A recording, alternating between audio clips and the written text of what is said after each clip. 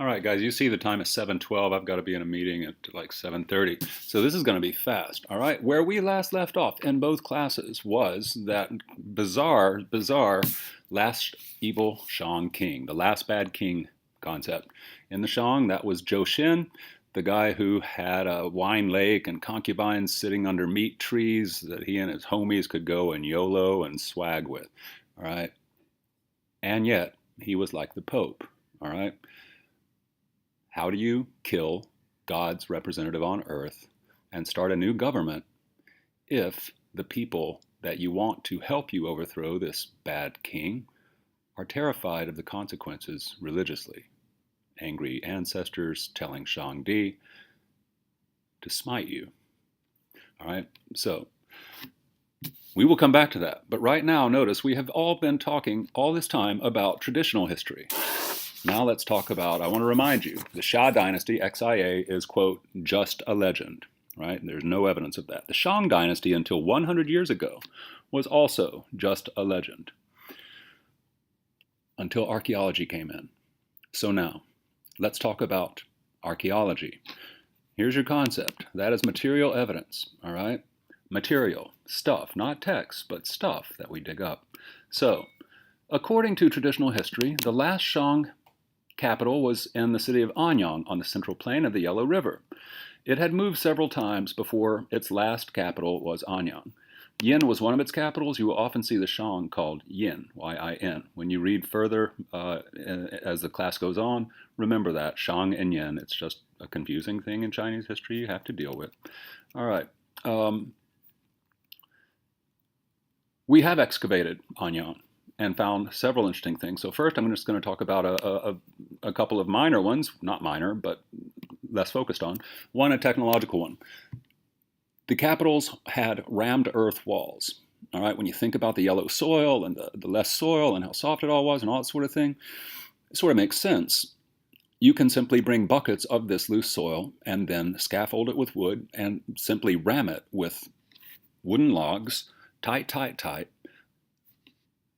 and make walls out of just powdery earth. And so this is something that the Great Wall is built with and everything else. All right, so the technology of rammed earth is something that will stay since the Shang forward.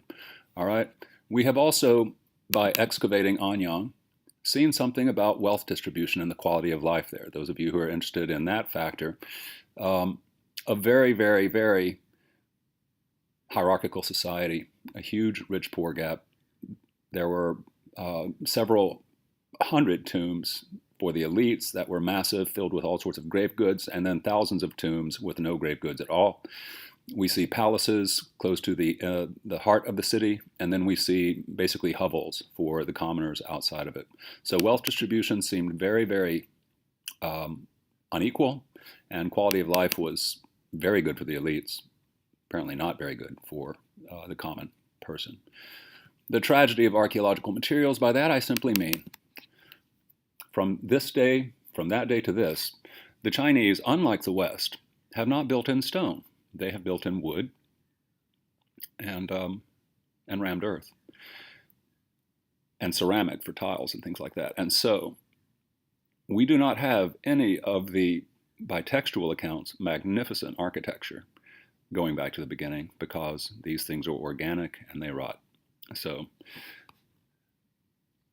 that leaves our archaeologists very, very frustrated. We have to rely on text to visualize what the cities look like, what the palaces look like. And we do have visual accounts of it and such. But anyway, all right, now, where we left off last time, before getting to what happened to that last bad Shang king, was that the Shang, like the Xia, was, until 1899, considered just a legend. Until, in 1899, a mere 115 years ago,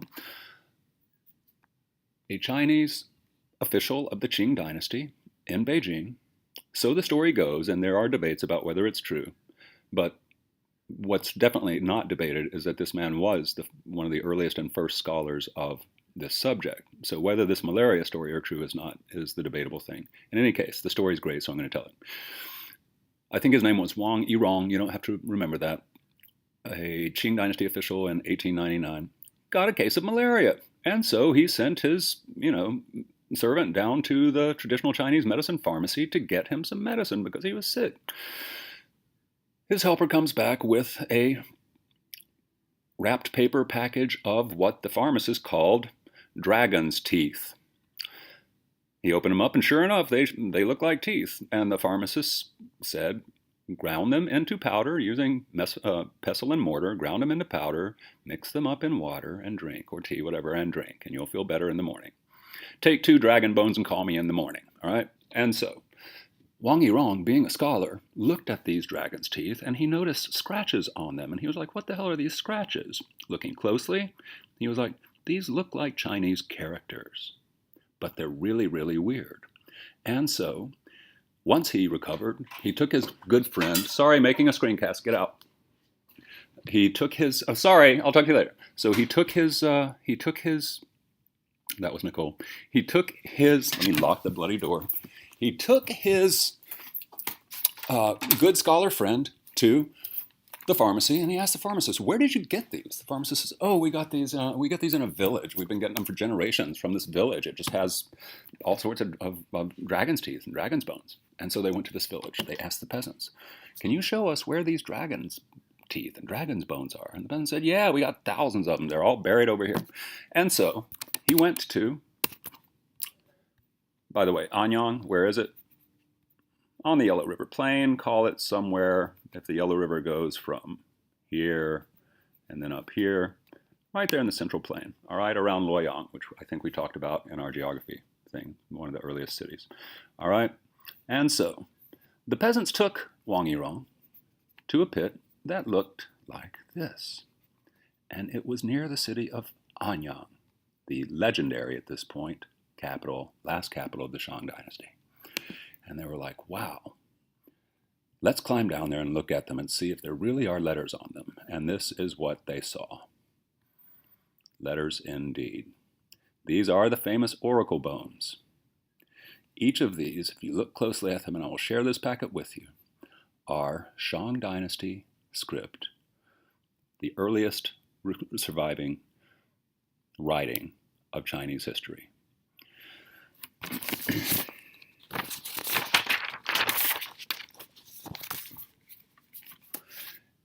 If you look at the script, you will actually see some things like right there. Zhong is in Zhongguo, and I know that's pixelated, but I'll share this with you. So you will see all sorts of things that we can still recognize today as the ancestors of Chinese writing. All right, so notice these are not alphabets, these are pictures. Therefore, Chinese script, and my question for you now is another conceptual one. It's cool. Is script destiny? Is the writing system that a civilization uses, does it actually shape the way the seed grows into the tree? Does it shape the civilization? I'm going to answer with a resounding yes, and I'm going to give you my evidence and warrant. So, first of all, what do we call this as compared to the alphabet, which is symbols that represent sounds, not things? The letter T represents T, whereas it doesn't represent, for example, the idea of center. We call it pictograph, so that's your first term, pictographic script. Pictographic, as in picture graphs. Not only is ancient Chinese Shang dynasty script pictographic, it is also what is called, alternatively, ideographic, as in pictures of ideas, and this is one. Center is an idea, and so we try to show that by putting a line through the center of a square or a rectangle, right? That's an idea, an ideograph, also known, using the Greek, as a logograph, logo, idea, abstraction. So, already in these oracle bones from around 1250 BC, 200 years before the Shang dynasty fell, there are over 4,000 characters. So although this is the earliest surviving artifact with writing on it, surely the Chinese have been writing, I would argue, for centuries before that, because it would take a while to develop a vocabulary of 4,000 plus characters. Only about 2,000 of them have been deciphered up to this point. there is a huge amount of reading and getting into this for those of you who said you were interested in language and script. All right, so this is the archaic seed. How does it affect China? I'm going to say, first of all, through education and literacy, clearly. Think about it. Any of you who have studied Mandarin know it's much easier. I learned the alphabet for Korean on one plane flight from Shanghai to Seoul. And I was sitting next to a professor who taught me the Korean alphabet, 20-odd characters. So I could actually sound out a Korean newspaper. Although I had no idea what I was saying, I still sounded it out. I could read out loud. Any of you who have studied Chinese writing know that it takes forever to memorize one, right? And then to remember it next week, because it's not easy to remember the characters because they're not phonetic. They're not about sounds. So how does that influence China's future? The only people who have time on their hands, and this is a social argument, I repeat, social argument, the only people who have enough time and leisure to put the years and years and years of study into learning this language are the rich, because they have leisure time. They're not farming, farmers are farming for them. And so, from that day to this, until Mao Zedong's Communist Revolution in 1949, the literacy rates in China were always around 10 to 15% fully literate, 90 to 85% semi or illiterate, okay? There is a major, major division between classes because of this, between the elites and the poor, or the working class, not the poor, all right? So it divides internally, class from class. My second claim of how this script shaped China as a destiny is that it not only divides internally, it also unifies externally. What do I mean by that? Let's go back to the map and let's look at Shang, China. Now, so there it is. Remember, there were, as we mentioned in class, other tribes of people who all spoke different languages because they were not part of China proper. If we look at this map today, we see that there are, to this day, over 20 languages and 50 ethnic groups in China. But it's one nation. How does that work? They speak different languages. Each of these colors is not a different dialect, but a different language. So how does the script, the pictographic script, bridge instead of divide from the Han Chinese to their Mongolian, Tibetan, Turkish Xinjiang, Muslim Uyghur, down here to the south, all these ethnic groups in the south? How does it bridge them? Because if I show you a picture of like do not smoke, which is a cigarette with a circle around it and a line, you can take that to every language group in the world and they would say in their own language, do not smoke, right? In the same way, Chinese pictographs could be read and understood no matter what language you spoke because they were pictures. So this group would read it and they would say their word for center when they saw Zhong. The Mongols would say their word for center. The Uyghurs would say their word for center, all different spoken words, but they could still write and communicate across languages. This helped China unify multiculturally and spread its China proper culture into larger spheres of influence, all right? So call it cultural diffusion outwards from Anyang to the surrounding tribes. Arguments have been made that China is still China today, unlike Europe, which is not the Roman Empire today. Look at Europe, all divided, all these different countries. 23 languages, 27 nations. China, 20 languages, 50 ethnic groups, one language. The difference? These guys use the alphabet, and the alphabet is the exact opposite of pictures. It sets up walls between language groups. Yes, a Swedish guy can write the word for cat in Swedish and I can sound it out, but I have no idea what the hell it means, all right? So each one of these is actually not bridged, but walled by the alphabet. Moving on. So that's language. It just gets deeper and deeper. Now,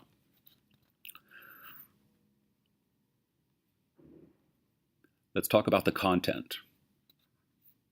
Right now we've just talked about the language itself, the writing system itself. Now let's talk about the concept, the content of these bones. What were they? Now we're talking religion, This is the archaic religious seed. What these bones were used for was divination, trying to tell the future. How did that work? The Shang king, remember, whose ancestors spoke to the high god Shang, had a literate assistant, a scribe, inscribe on the bones questions to the gods. To the ancestors. And then they would take a burning hot bronze poker and they would poke it into the bone and it would make cracks. And depending on which scholar's opinion you believe, and this is very important, either the king himself interpreted those cracks or the scribe ritual assistant who wrote on the bone. Regardless of which person interpreted the answers from the ancestors, because those cracks were read. Maybe if it goes right, that's an auspicious good thing. If the crack goes left, that's an inauspicious bad thing. Regardless of who interpreted it, there was never a priest class that said we're the only ones who can talk to God. It was always the Shang king who could talk to God. Hear this, East-West comparison. In the West, there will be priest classes, the Hebrews, the Greeks, the Christians later, who disagreed with kings, disagreed with political authorities. So you have two authoritative classes, the religious authorities and the political authorities. Look at China. There is not, back then, and never will there be, a social class called priests.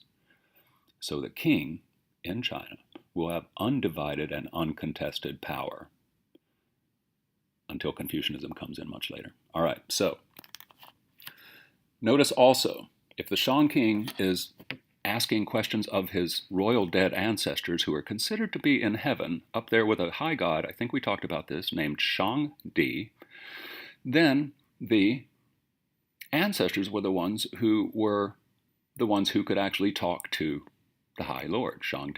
Picture him as Zeus, a nature god. He controlled war, disease, agriculture, weather, all that sort of stuff.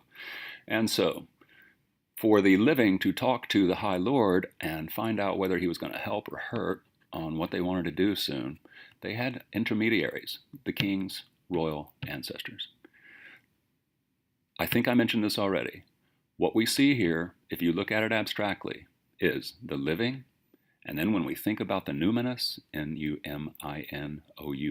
the numinous, the unseen, the divine, not only is there, as in the West, this concept of God, but there are also concept of family. Family is next to God. And you really can't talk to God without your family members next to you. So, underscore, culturally, family is already central to religion in the Shang dynasty. It will be overthrown, and much of what the Shang is establishing will not continue, because the Zhou is going to make the major changes coming up next. But this one does, the centrality of family. Notice also the concept, the social institution of family. Sorry, I don't know what that was. The social institution of family. In the West, family is those of us who are alive. In China, we see a beautiful thing. Family includes those of us who have passed. They're still here. They're still with us. So death does not divide family. Family is intergenerational, from the dead who join us in sacrifices and rituals into future generations. The spirits are still part of the family. We see that in the Hungry Ghost Festival and other festivals, Qingming Festival, all sorts of stuff. Moving on. Another important seed in this archaic practice is the very idea of ancestor cult. Now, ancient Greeks, they had a thing called hero cult, where they would do sacrifices for military heroes. Busy! They would do sacrifices for military heroes. Damn it to hell. Oh, hi, I'm sorry. I'm making a podcast. Oh my gosh. All right. Do you want me to say it? Yeah. Yeah. All right. You didn't hear that. That was Mrs. Atour coming in, as she should have. I had the door locked and she unlocked.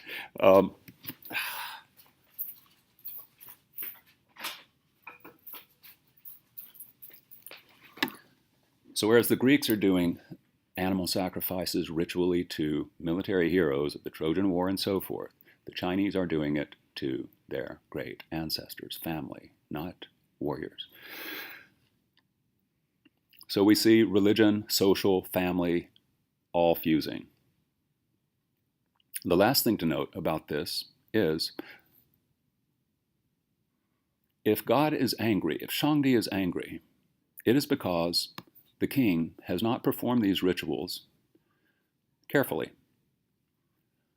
The concept, I think we already talked about it, is ritual propriety, and it's a huge archaic seed that will grow into the tree. But a point that I want you to consider, that I consider fascinating, is notice, who is God angry at when he's displeased with the people? He's angry at the king for doing things wrong. He is not angry, as in Judeo-Christian thought and Islamic thought, at the individual, common person. It is the rulers who are punished for, quote, sin. Religion and politics here fuse. The divine is concerned with the political authority, not with the average person. If the average person is having a bad life, as we will see, it's really, unlike in the West, not the fault of their fallen nature and sin, but the fault of the political system that is making them sin. The ruler is bad, the economy is bad, the social order is bad, the culture is bad, and so people's morals become bad. It's the ruler's fault. Think about the People's Republic of China today and how they are, and Singapore, how they are censoring and keeping out what they consider unhealthy cultural influences from the West because they feel they have a responsibility to protect the morality of the common people. Now, government is responsible for morality, in short. One last time, looking at my outline here, we notice that the king is at the same time a priest. This will never change. So religion and politics once again fused into this notion not of priest class and political authority, but a single social role, the priest king. The Chinese call their king Tianzi, and Emperor Tianzi. Tian, heaven, Zi, son, son of heaven. Now, on to the just a legend Shang dynasty bit. Until Wang Yirong discovered these things and people started interpreting what were on these things, the Shang again was considered, oh, just a legend like King Arthur. Well, guess whose name is on these bones? None other than a king whose name was recorded in later Zhou dynasty texts that are hundreds of years later, and also Han dynasty texts. For example, King Wu Ding and his queen, Lady Fu Hao. He is the king who was performing these sacrifices. We have over, I think, 50,000 of these bones. And they have the names of kings, asking questions about their relatives, all sorts of stuff. So this is a primary source document that confirms the existence of China's, quote, legendary King Arthur. It's no longer just a legend. It is history. Now let me underscore that.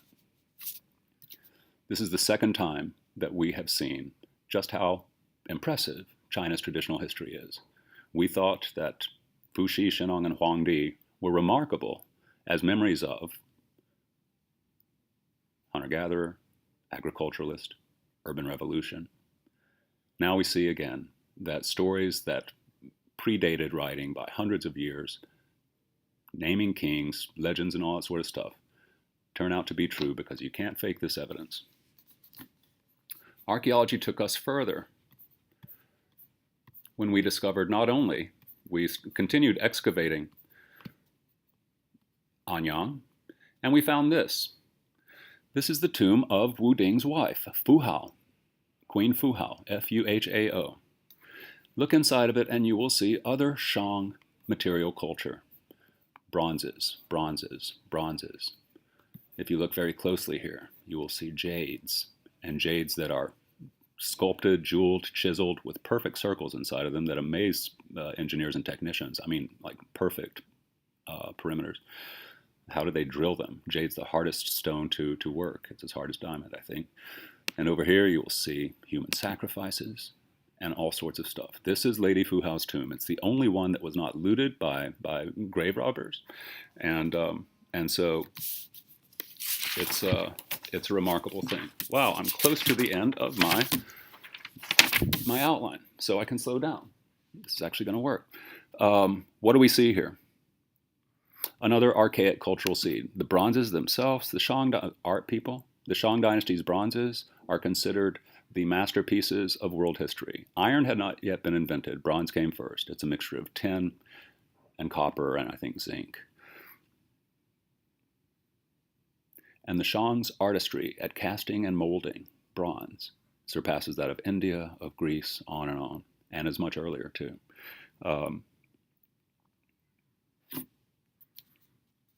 What is the effect of these bronzes on foreign relations? Now, I just told you that China had other tribes outside of the central plain of the Yellow River who spoke other languages, did not have Chinese culture, Shang culture, and yet, because the Shang valued these things, which were ritual implements for ancestor sacrifices and such,